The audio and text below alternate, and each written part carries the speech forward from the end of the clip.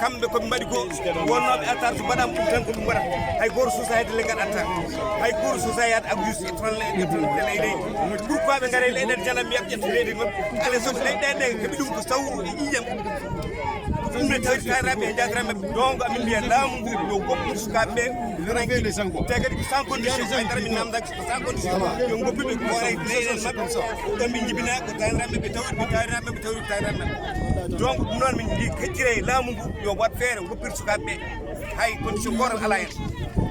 to tawi aɓe gandi ko waɗata ko addanaji waɗete muusuɗum ko kamɓe ko ɗum waɗa ɓe mbaɗa muusi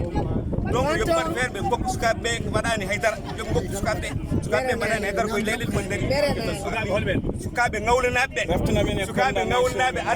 addaɓe sotade ɗum jeeyi koye ɓe yaaɓe teere guese ngawlanaɓe min mbi ko ɓe ngalayi ɗum ɓe ngala hen droit no ngawlanaɓe nanguire guese mumen ni ko noon attarnaɓe nanguire guese mumen ko noon wodannaɓe nanguire guese mumen ɓe jiiɗa hay goto yetede donc kamɓene ko guese mabɓe mbiyan teere ala sago ɓe palle hen ƴiƴam dikki puisque ɗeɗon guese ko ƴiƴam heeɓi ɗum donc ngawlanaɓe yo goppir sukaɓe mumen goppir ɗumen paara guese mumen liggoyo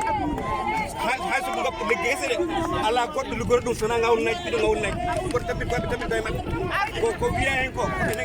no ɓoyinamo tabi mbatta guese ɗe hay goto ƴettata ɗum donc noon yoɓe goppir sukaɓe jaaha guese mumen no ɓeeɗo jarata guese mumen ni ɗan mi jaaha guese mumen merci beaucoup ɗum woni ɗum kalan ɗum gadda toon hannde merci beaucoup Allah jarama